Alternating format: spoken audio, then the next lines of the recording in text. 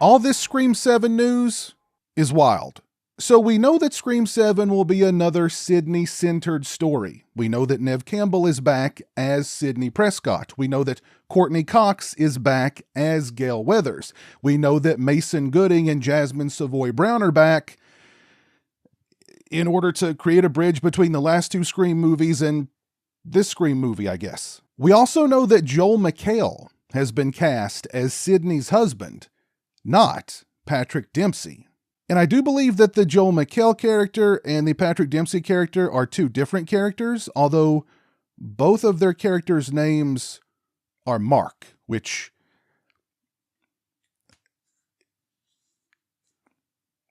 and just yesterday it was announced that both Scott Foley and Matthew Lillard would be returning for Scream 7. And the rumors are that Skeet Ulrich will be announced very soon. They're bringing back all the dead characters, or at least ones we thought were dead. So it was announced yesterday that Scott Foley would be returning for Scream 7. In case you didn't know, Scott Foley played Roman in Scream 3. He was Sidney's half-brother, and he was Ghostface in that particular chapter. He's actually the only Ghostface who worked alone.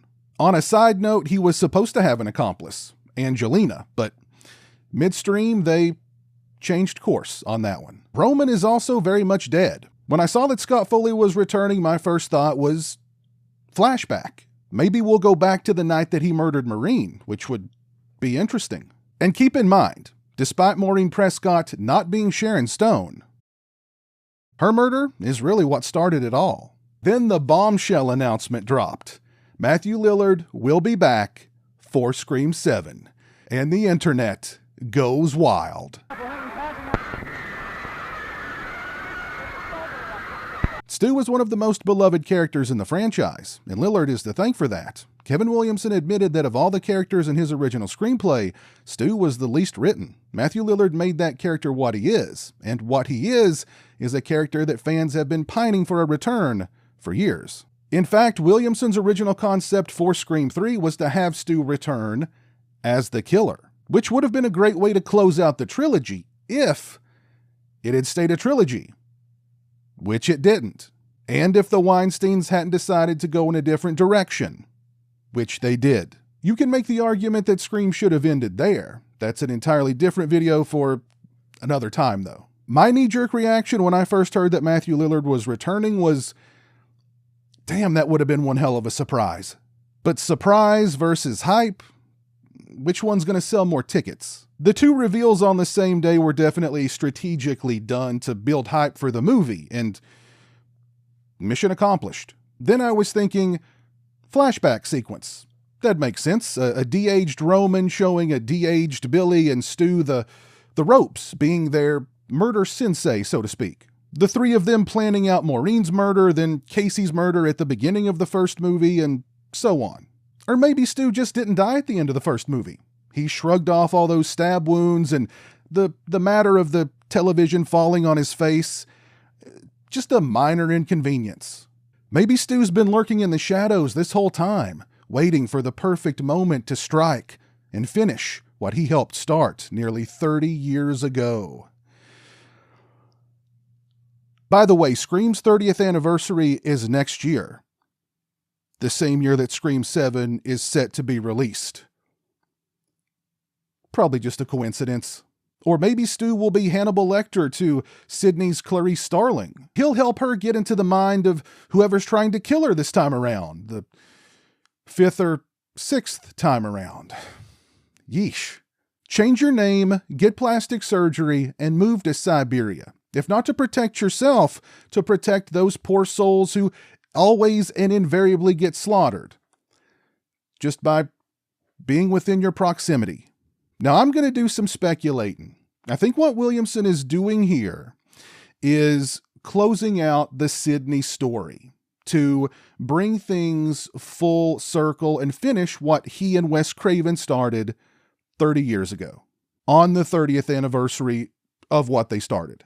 There will be shocking revelations. Things we thought were true will actually have been lies. People we thought were dead will actually not be dead. My only fear is too much fan service. People have wanted Stu back for so many years, and it seems like they're finally getting their wish, at least in some capacity. But if Stu is revealed to still be alive and is the killer, doesn't that just seem predictable? Sure, the crowd will have a huge pop if the mask comes off and it's Stu under there, but I think the excitement will be short-lived and ultimately just kind of feel hollow. I don't think Williamson will go that route. At least I hope he doesn't. I'm sure we'll see Stu in flashbacks of some kind, or who knows, maybe the Hannibal Lecter thing is the way they're going. That could be interesting if done right. You bring Stu back and offer him something of a redemption arc. They did it for Ghost Billy in Scream 5. And again, though it's not been announced yet, I think we can pretty much count on Skeet Ulrich returning as Billy. I do think after Scream 7, the producers will make amends with Melissa Barrera and we'll finally see the closing chapter of the Sam and Tara storyline. Though I've not found that story to be super compelling, Scream 5 did revive the franchise and provided it with fresh blood, not just in the way of new characters, but a new fan base who have little to no attachment to Sidney, aka the walking knife magnet.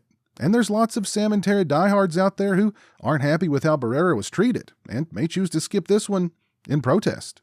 Let me know your thoughts on all the Scream 7 hype down in the comments section below. Are you excited for the return of Roman and Stu? How do you think they'll be implemented into the plot? Is Stu still alive? Is he going to be the killer? Let me know what you think down in the comments section below. If you like this video, please leave it a thumbs up and share it on social media. If you're not following me on social media, those links are in the description. As always, thank you so much for watching. I really appreciate it. Take care. And until next time, peace. A huge thank you to all my patrons and channel members for your generosity and support. Become a patron today and get early access to videos, have a say in what content appears on my channel, join me for monthly live streams, exclusive watch parties, and more. Become a channel member today and get access to exclusive badges and emotes to use when I stream, as well as members-only watch parties. Both those links are in the description.